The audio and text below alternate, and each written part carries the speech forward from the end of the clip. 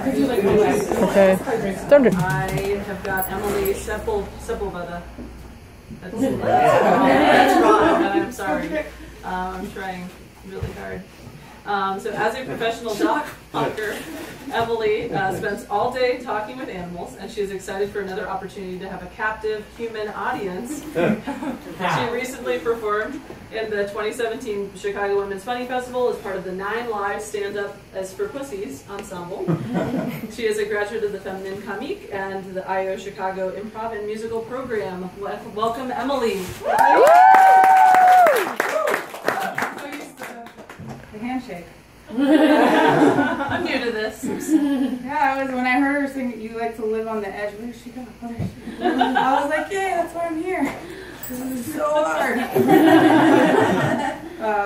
But no, really, I get to work with animals all day, which is great. And I think growing up, people kind of knew that was where I was going with life. Like, you know, those people that were like too cool for school. They like made up that saying, I think, specifically for them. I wasn't that person at all. They didn't even care if they had friends. You know, they're like, oh, like I don't live my life about my friends, but if they're here, that's cool. And I was like, but I can't live without it. Like I need at least one. I think, you know, I can actually be able to breathe and like survive life. So I just need one. And because of that desperation, that usually meant I did not have one. Like they would like make all these trends, and like I think the closest I ever got to an actual making of a trend was like my Mickey J's, which were the bootleg version of Michael Jordan's. Like there were okay, so those were like the really bad ones. I saw some other ones that I really wanted. They were like almost exactly the same, but they didn't have the basketball. So like that's when you know you're moving up, when your bootleg versions of stuff get almost real. I had like the Adidas for years with the 4 stripes. But yeah, so I mean, growing up, I kind of knew that I was on the path of working with just dogs. And then I just eliminated all humans by just hiring just myself.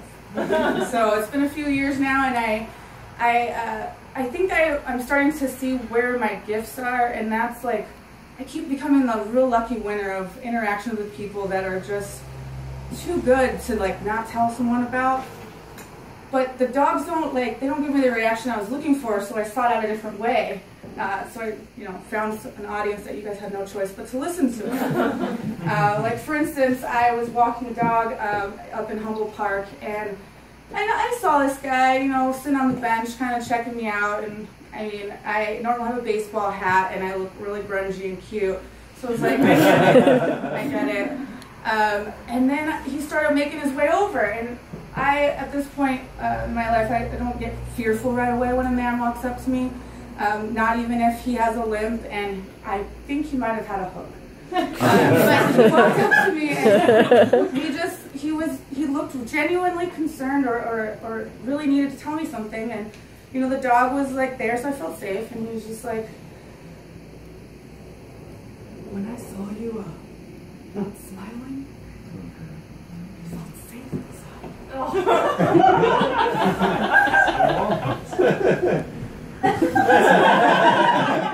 And then he sat back at what I like to consider his home, probably. Yeah, you know, it left me with like, I want to find a good in that, you know, like don't lock that away, Emily, in your questionable interactions with men box. Like, let's take that out and really look at it. You made him, a man, feel safe.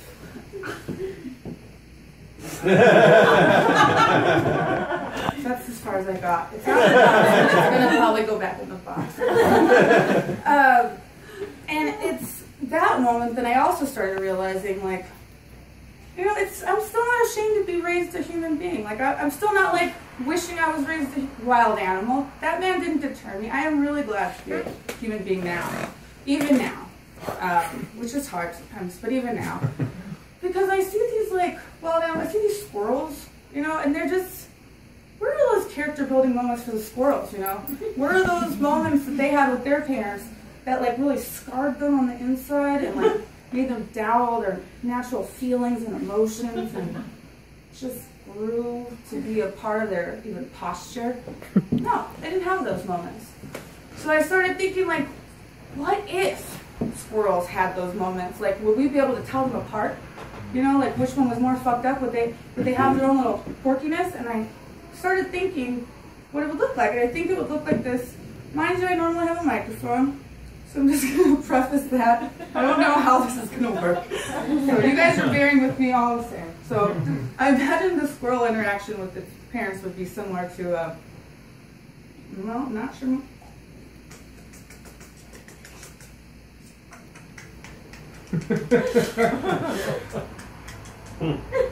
You know, Alvin, me and your father were talking and we were very concerned. You seem really obsessed with the nuts, you know? You're the best at getting them, but you don't seem to care about anything else, and we're really worried. Do you even love your parents anymore? Do you even care about us now that you're the best at nut getting?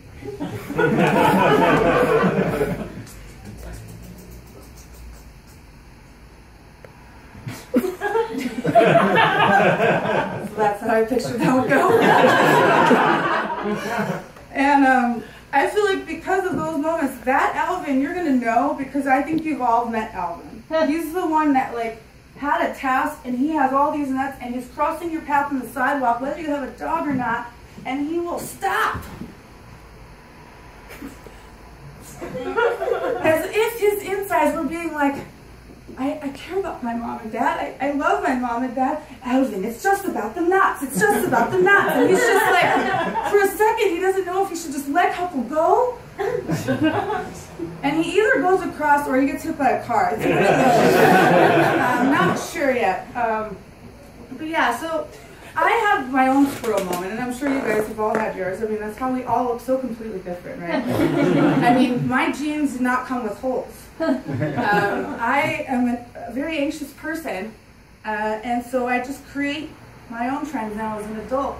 And I got that great gift from my mom, who, one moment in particular, where she was just like, oh honey, of course, it's there.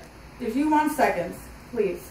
Oh, and, no, I mean, if you don't want those jeans that you tried on last week, if those aren't like your thing anymore, if you don't want your friends and you to have the same clothes, and if you want to make friends, you know, like, go ahead and have more food.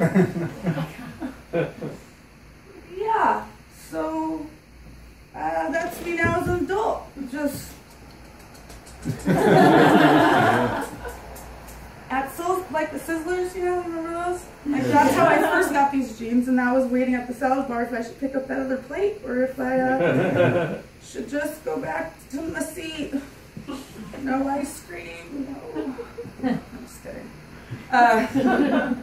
No, and I have moments like that all the time, but I think that the best moment ever is just being reminded that we are all so different and beautiful and unique, and we don't want to be squirrels. So with that being said, let's give an applause to being human.